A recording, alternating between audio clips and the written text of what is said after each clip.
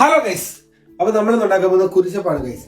കുരിശപ്പ് രണ്ട് രീതിയിൽ ഉണ്ടാക്കുന്നവരുണ്ട്, പുഴുങ്ങിയിട്ടുണ്ടാക്കുന്നവരുണ്ട്, ചുട്ടുണ്ടാക്കുന്നവരുണ്ട്. നമ്മൾ ഉണ്ടാക്കാൻ പോകുന്നത് ചുട്ട രീതിയിലാണ് ഗൈസ്.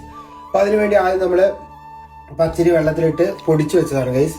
അതുകൂടാണ്ട് വറുത്ത ഉഴുന്ന് വെള്ളത്തിലിട്ടിട്ട് അതിൻ്റെ ഒപ്പം തേങ്ങയും കൂട്ടി അരച്ച് വെച്ചതാണ്. അതൊരു എന്താ പറയുക, അധികം കുഴഞ്ഞു പോകാത്ത രീതിയിൽ ചെറിയതായിട്ടൊരു ചെറിയ കടിക്കുന്ന രീതിയിൽ നമ്മൾ എന്താക്കുക, അരച്ചു വെക്കുക. അതുകൂടാണ്ട് നമ്മൾ എടുത്തു വെച്ചേക്കുന്നത് വെളുത്തുള്ളിയും ചെറിയ ഉള്ളിയും കൂടിയും ജസ്റ്റ് ഒരു പേസ്റ്റ് ആക്കി വെച്ചേക്കുന്നു. പിന്നെ അതിനകത്തേക്ക് ആവശ്യമുള്ളത് കുറച്ച് ഉപ്പ്, പിന്നെ അല്പം വെള്ളം. അത് മാത്രം നമ്മൾ ഇതെല്ലാം കൂടി ഇട്ടിട്ട് ഒന്ന് പേസ്റ്റ് ആക്കുന്നു ഗൈസ്. നല്ലപോലെ മിക്സ് ചെയ്തെടുക്കണം. ഇതൊരു അധികം വെള്ളം ഉള്ള രീതിയിലാവരുത്. അപ്പോൾ ഈ കുഴച്ച് വെച്ചതിനൊക്കെ നമ്മളൊരു നുള്ള് മഞ്ഞപ്പൊടി, ഒരു നുള്ള് മഞ്ഞപ്പൊടി ഇട്ടിട്ട് നമ്മൾ നല്ല രീതിയിൽ ഒന്നുകൂടി ഒന്ന് മിക്സ് ചെയ്തെടുക്കുന്നു. ഇത് കണ്ട ഗൈസ്, നമ്മൾ ഒരു തുള്ളി പോലും വെള്ളം ഒഴിച്ചിട്ടില്ല കേട്ടോ. വെള്ളം ഒഴിക്കണമെന്ന് വിചാരിച്ചു, പക്ഷേ അതിൻ്റെ ആവശ്യം വന്നില്ല.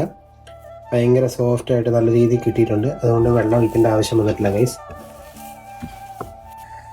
അങ്ങനെ നമ്മൾ മാവ് കുഴച്ച് വെച്ചതിന് ശേഷം നമ്മൾ ആദ്യം ചെയ്യേണ്ടത് എന്താണെന്ന് വെച്ചാൽ, നല്ല ശുദ്ധമായ വെളിച്ചെണ്ണ, ശുദ്ധം ഇല്ലെങ്കിലും കുഴപ്പമില്ല, വെളിച്ചെണ്ണ. അങ്ങനെ വെളിച്ചെണ്ണയിലേക്ക് നമ്മൾ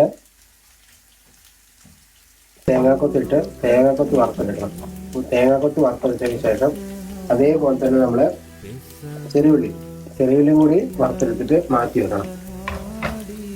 അങ്ങനെ നമ്മൾ കുഴച്ച് വെച്ചേക്കുന്ന മാവ് ഇതിനകത്തേക്ക് ഇങ്ങനെ എടുത്തിടാണ് ഗൈസ്. സാധാരണ നമ്മൾ ചുട്ടയപ്പം ഉണ്ടാക്കുന്നത് എങ്ങനെയാണെന്ന് വെച്ചാൽ, നല്ല ഉരുളിയിൽ മേലെയും താഴെയും ഒരേപോലെ തീ വരണം. അങ്ങനെയാണെങ്കിൽ ചുട്ടയപ്പം കറക്റ്റായിട്ട് കിട്ടത്തുള്ളൂ.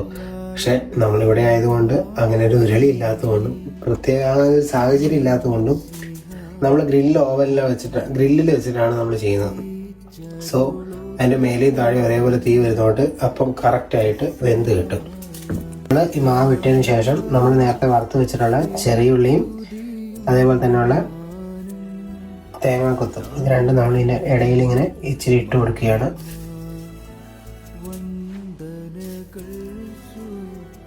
എന്നിട്ട് ഇതിൻ്റെ മുകളിലേക്ക് വീണ്ടും നമ്മൾ ഈ മാവ് വീണ്ടും എടുത്ത് വെക്കും.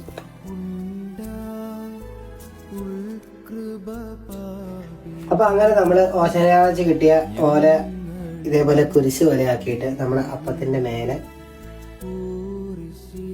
കുരിശ് വെച്ച് കൊടുക്കണം. അങ്ങനെ നമ്മുടെ ചുട്ട കുരിശപ്പം റെഡി ആയിട്ടുണ്ട്.